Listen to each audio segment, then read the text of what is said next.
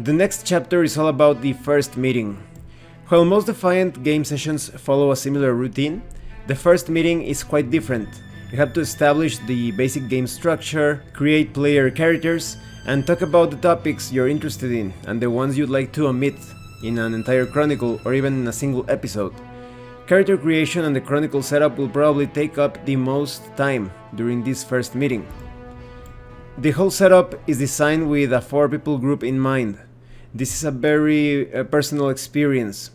If you play with more than 3 people, you risk having too many people on standby or on downtime as the others take the spotlight. So this is the best size. It is also possible, of course, to play with just a game master and 2 players or even a single player. In fact, this is a great role-playing game for a one-on-one experience because a single player character would get all of the spotlight, will get all the focus on that personality, and it would make a lot of sense with the Defiant role-playing game as an episodic experience focused on character development. Because the way Defiant proceeds is with a single scene focused on an entire court of a particular character, and that character as the focus, as the vortex of all that happens. The other players could participate as non-player characters, but usually if you would have a larger group, perhaps the other players could feel a bit annoyed that they have to wait so long for their player characters to take the spotlight. So it is a balance of a character taking the spotlight in a single scene, and then another character featured in another scene with all of their members of their retinue, their rivals, their enemies, friendships, alliances. So this role-playing game really puts a heavy focus on a single character and his or her court, and it is only after certain events or during intervals when all of the player characters work together towards a goal or perhaps compete with one another. So you have tips here on how to prepare for the game, about the duties and tasks of a game master, what sort of sheets and cards you need to print. You have information on how to tie the province to character creation right away. You have a handy summary of how to prepare for everything. That is, you print out the character creation cards, the holding cards, the copies of the character sheets, etc. You also have advice on how to facilitate the experience for players who are completely new to role-playing games, explaining to them how the players are not their characters, how to keep things going through dialogue and description. It's not about who wins and who loses, but having an amazing experience with everything making sense, with the world coming alive. There are going to be some opportunities for competition against other player characters even, or against the enemies that are prepared or set up by the game master, but it's all about having a coherent and entertaining experience. You also have information how to respect different details, different rules, on the type of experience that Defiant is. This is not a rags to riches type of story. The characters begin as powerful nobles, as lords and ladies with great resources and power under their command. You also have information on how action takes place in a single domain for a more focused, concentrated, or specialized experience. You have information on the importance of character relationships with player characters and non-player characters alike. You also have information on players holding greater power over the story.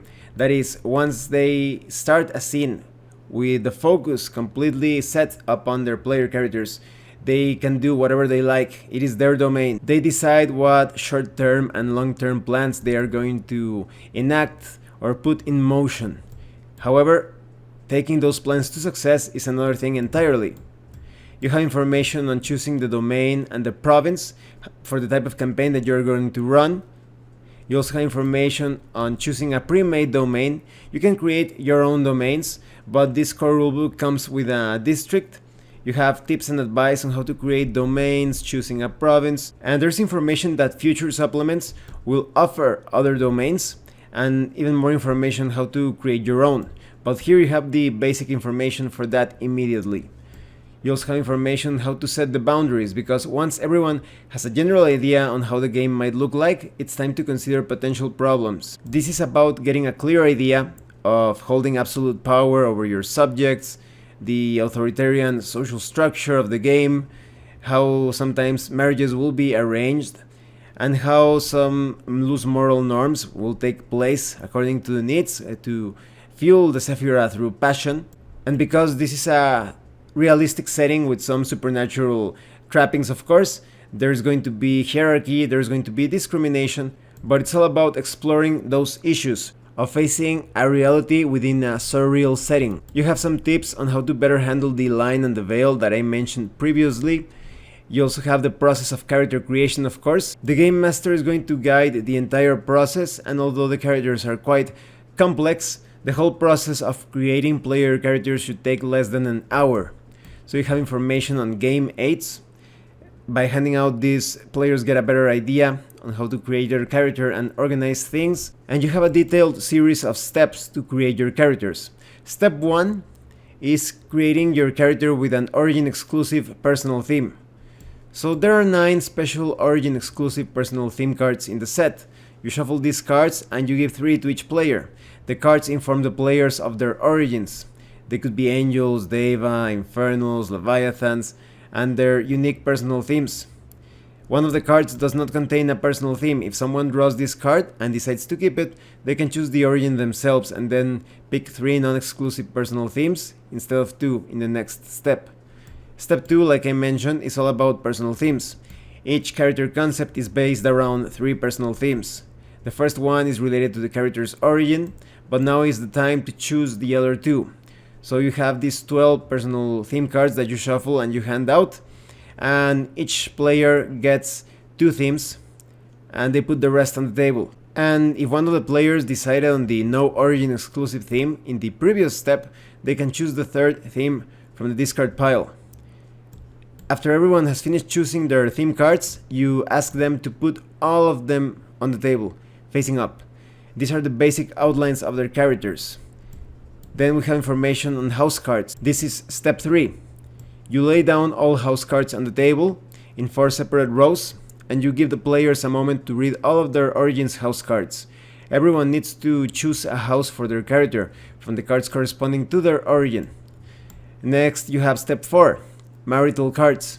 All Defiant rulers are expected to have spouses. And now is the time to learn about the character's marital situation. It could be harmonious, it could be quite discordant. You also have step 5, the court cards. You shuffle and distribute these court cards between the players, and then they pick one. So here you establish the outlines of the situation at the character courts. Step 6 is about holding cards. All of your characters rule over holdings located in the province, and after those steps, you flesh out your character by giving the character a name. You have some tips on how to create male names and female names for different houses and of different origins. Then you choose the traits for the characters. Maybe your character has mesmerizing eyes. There are 3 sets of traits on each personal theme card, so you pick one trait from each set and write it down, along with the name of the set on your character sheet. You also have a unique trait. You basically design one trait of your own for your character. It could be pretty much anything, any concept. So your character could be a manipulator, a cold manipulator. You could be a race driver, an unsurpassed duelist. You also have origin powers. All origins possess their unique sets of supernatural powers. If you're playing, for example, an angel, you could have a noble calling, or you could design your own dark calling. You could be an angel of fear, of anguish, of darkness. So it all depends on your origin. Devas could get powerful abilities related to spirit animals. The infernals could have hellish scars and abilities to torture others. The leviathan could have some sort of draconic feature, claws, fangs, wings, etc. Then you write down the 3 troubles from the personal themes, and these troubles could come up when you roll poorly during a challenge. You organize details related to your spouse, to your court, to your holding, and theme details in general. Now let me read some of the cards to you so you can get a better idea of the types of characters that you can create. When it comes to marital themes, maybe you are best friends with your spouse, or maybe your spouse is an influential lover. When it comes to court themes, maybe your followers have absolute devotion towards you, or maybe you have a firmly established chain of command. Maybe you are ruling indirectly. When it comes to the different origins, maybe your angel is ardent, so you have a special connection to Sephira, and you understand its needs better than anyone. You have traits such as righteous, tempting, unobtrusive. You have merits such as resilient, persuasive. You have insights such as urges, emotions. And you have questions, special rules. And we'll talk more about questions and special rules later on when I give some details about the system. If you have a deva, maybe you are the divinity. You are a true god, worshipped by mortals and revered by the lowborn. So maybe you have traits such as the god of emotion, the god of concept. Maybe you evoke joy or lust. Maybe you are portrayed as beautiful or fierce. Your Leviathan could be a primordial. You can barely hide the ancient beast inside of you. So your traits could be that you have a glare, a threatening glare, or a powerful glare. You could have a draconic form that is beautiful or hardened. You could have a legacy of terror or conquest. If you are an infernal, maybe you are the executioner. You might have escaped hell, but that doesn't mean your purpose has changed.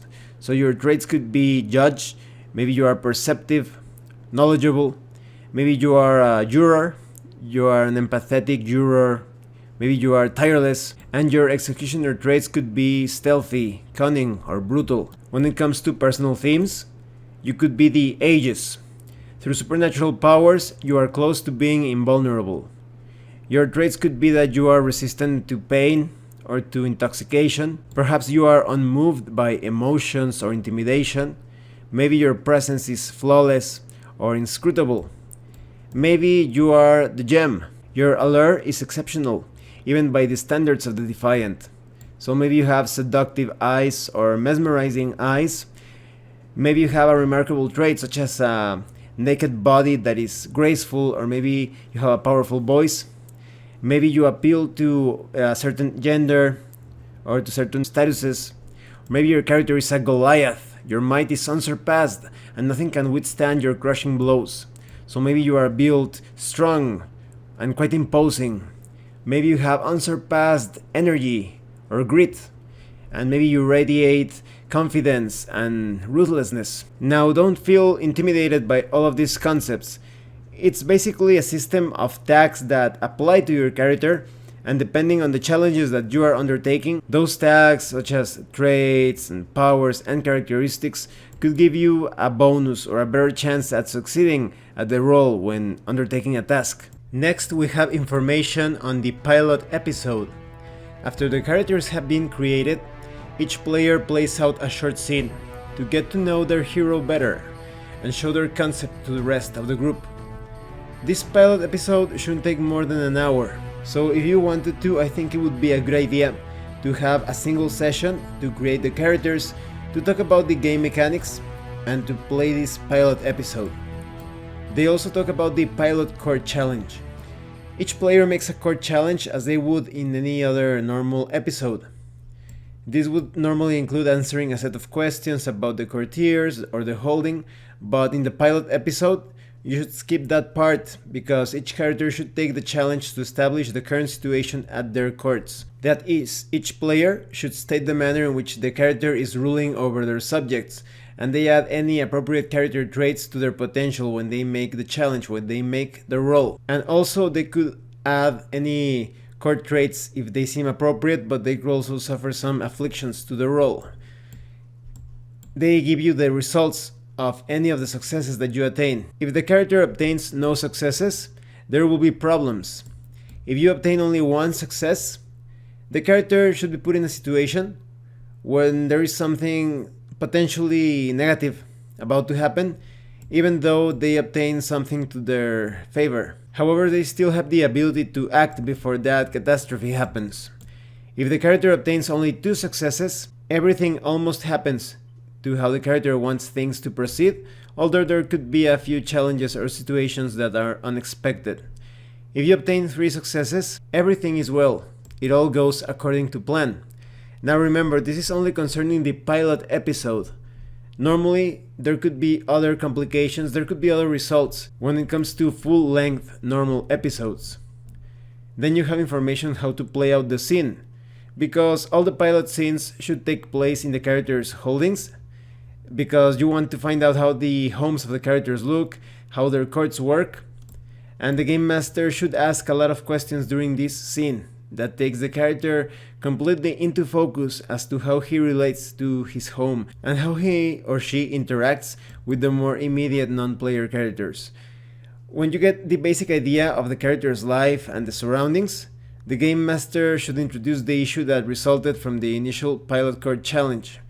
However, it resulted, that is with 1 success, 2 successes or no successes, or even 3 successes, the character needs to make sense of it all, along with the Game Master. It's also possible that the character will want to start some sort of long-term plan from this very episode, to fix a problem, or even to start a problem if that is within the character's plans. Then you have information on the link. In the province guide contained in this rulebook, you find a number of link non-player characters. They are a handful of Defiant to include in different player character scenes to create a link between them. This connects them further not only with the characters but with the game world. Including links in the pilot episode is not required, but it could engage the players during the scenes with other player characters. In the province guide, each link is described with a list of potential hooks to easily include them in any scene. You also have information on how to mix things up, because another way to make the court scenes more engaging for everyone is to insert the courtiers or the spouse of one player character into the scene of a different player character to get things a bit tangled up. Next, you have information on how to play in smaller groups. Like I said earlier, this role-playing game is better played with 3 player characters and 1 game master, but here you have information on how to play with just 2 player characters, how to handle the theme cards and all of the other cards as well during character creation. You also have information, of course, on how to play with a single player character for a one-on-one experience, so there is no difficulty at all. Here you have all of the tips, all of the advice to create a character to handle court challenges with a stronger focus on the characters because they are less than 3. It's still possible to give the adequate treatment to 3 player characters, but you can imagine how intense things can get when the camera, so to speak, is constantly focused on just 2 or 1 player character. The next chapter deals with playing the game. It's meant to be used by players and game masters alike. Here you have all the rules of the game, easy to understand, with explanations on how to implement them during a session. You have the structure of the game. Defiant is all about having that episodic structure of a series, so you're going to have seasons divided by episodes. You have information on the chronicle itself. This is the sum of all the people, places, and events the players encounter. Each Defiant chronicle revolves around the events in one particular domain. Chronicles are a great way to tell stories focused on player characters and social interactions, but you can involve combat as well, like I mentioned. Moreover, all characters' actions will have consequences. Then we have details on the season. The game is divided into seasons, much like any series that you would watch. Usually a season comprises between 6 and 10 episodes. And when it comes to each episode, the episode takes between 6 and 8 hours of gameplay, but it is up to the group if they prefer to split the episode between 2 sessions. It is recommended that you only take 2 sessions to play this episode so that the players do not lose focus on what is going on and the sessions become more intense and exciting that way.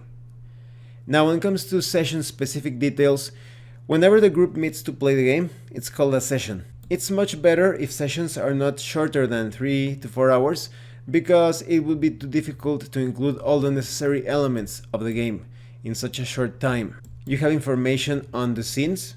Because every session is divided into scenes, there is no fixed length of the scene. It can last from several minutes to an hour. Usually a scene takes place in a single location, but not always. Most of the time the game master sets the scene, describing the location, people, the mood, the events, and the players ask theme questions and interact with the scenes. Then you have information on the basic philosophy of the game. This is a breakdown on how the game works, with players technically acting as the protagonists. Preferably, everything related to the chronicle should be centered on them or around them. So each player controls the actions of the player character they decided to create. They are free to make any declarations, to find out the truth of many different things through questions, and the players are active participants all the time. They declare their actions, sure, but they also introduce new elements to the scene. They push the story in different directions. Nothing stops the player from trying to act in unexpected ways. They can even influence the game. Although they have responsibilities, there are consequences for their actions, for their choices. And by no means the players are expected to turn every situation upside down, but they use their special rules, their influence, their resources to try to affect the game world as much as possible according to their own plans. So all of the characters are brought to life. It is truly a collaborative experience that becomes quite rich and expressive due to the duties and the powers of the player characters. They are lords and ladies, remember. They can order many people around. They're courtiers. They can have negotiations that could affect the destiny, the fate of the district, or perhaps even of the entire domain.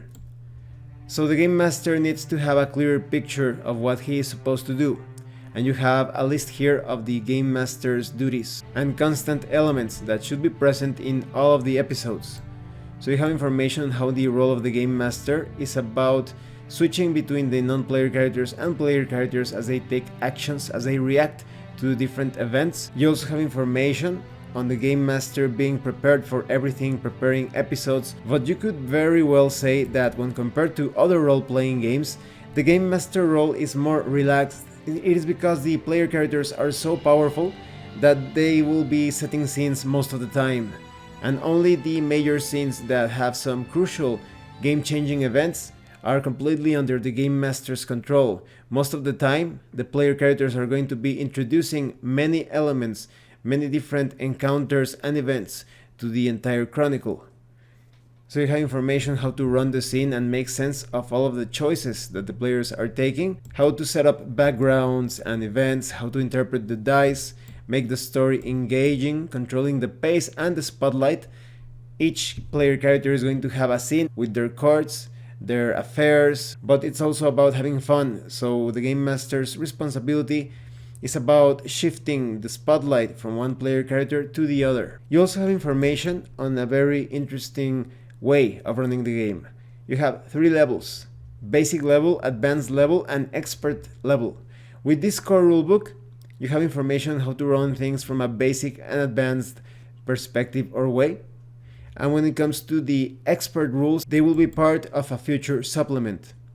The main difference is that at the basic level, it's all about running the game smoothly with not too many details or attention to the intricacies of the game world. But when it comes to the advanced rules, a lot more attention and focus is played on the smaller details and on the personal lives and on player characters, on the different developments and choices of the player characters. So it's all about how you want to run things. If you want a rules light sort of experience, you stick to the basic level. But if you want to add more details or explore different aspects of the game world that normally would be put aside or pushed away in favor of a more streamlined experience, the advanced rules would be for you. There is a section where gameplay is broken down in simplified elements so you can get a better grasp of the situation.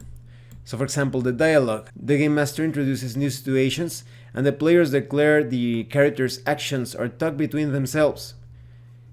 The most common Defiant exchanges follow the same path. The game master describes a new situation or introduces a new element.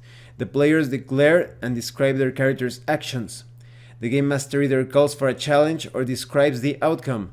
The players react to the new situation, and that's it. When it comes to the doubts, throughout the game, you will find yourself in situations where you're not sure what you should do, or you have perhaps an issue with something that just occurred.